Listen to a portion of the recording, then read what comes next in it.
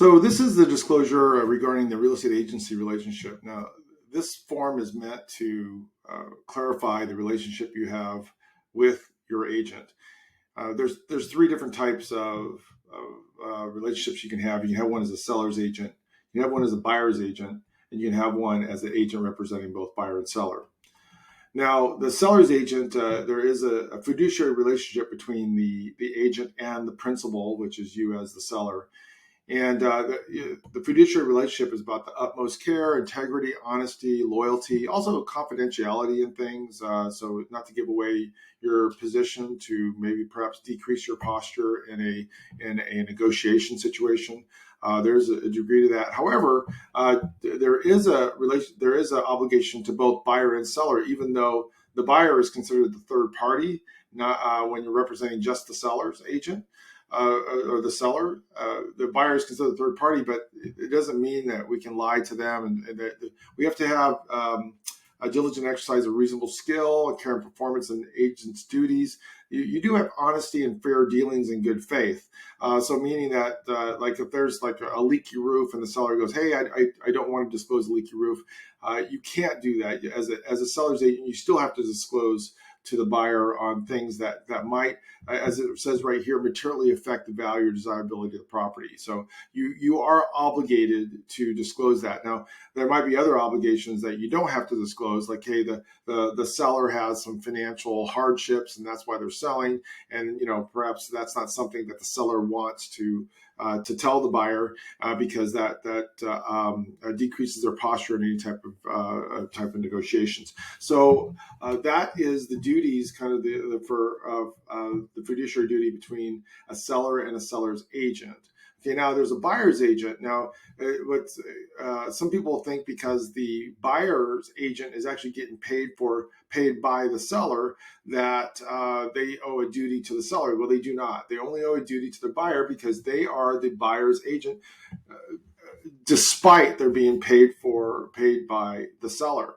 Now, the buyer also has a fiduciary relationship. It's the same type of thing that a seller's agent has. So in effect, it's a type of a relationship, almost like an attorney-client privilege. Actually, fiduciary is the same thing as an attorney-client privilege. There's certain things you must adhere to the law, but at the same time, you do have a degree of confidentiality to your client.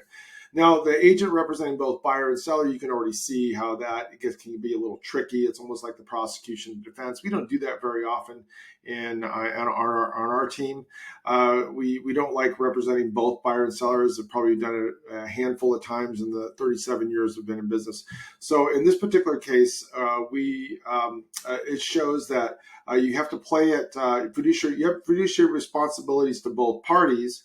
However, you like for instance, if the buyer says something confidential that doesn't, or I say the seller says confidential that they have to sell, and even though you are the buyer's agent too as well, you don't if the seller doesn't want that disclosed, you still have the duty to keep that confidential.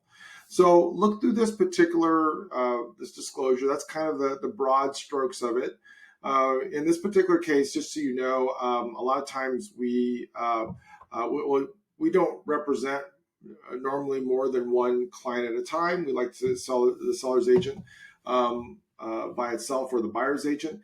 And what happens is if there is another person that wants to buy it and they want us to help them with it, we usually refer it to somebody in our office or our team. Now, however, just so you know, that still considers an agent representing both buyer and seller, even though the practice will be that we don't really have any communication with that buyer, and that buyer's agent in our office who's actually representing this, it's considered a dual agency relationship because it's both buyer and seller is being represented by the same broker.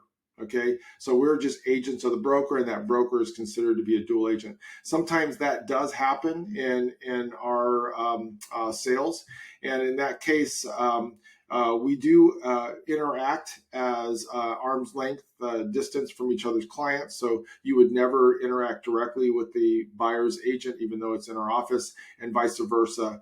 I would never, or our team would not interact directly with the buyer through negotiations and things like that. Sometimes, they do come into open houses or they call on the phone before we refer them out. We talk to them a little bit and we say, listen, if you want to put together the transaction, here, we're going to hand you off to one of our buyers. Now, even with that being said, again, I just want to make clear this is still a dual agency situation.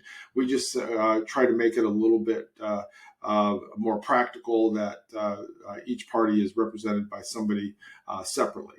Okay, so anyway, this is going to be your first thing that you sign, and take a look at it. And this is the on the back page. Page 1 is kind of the synopsis of it, and page 2 is the word for word civil code that we have to adhere to by signing this particular disclosure.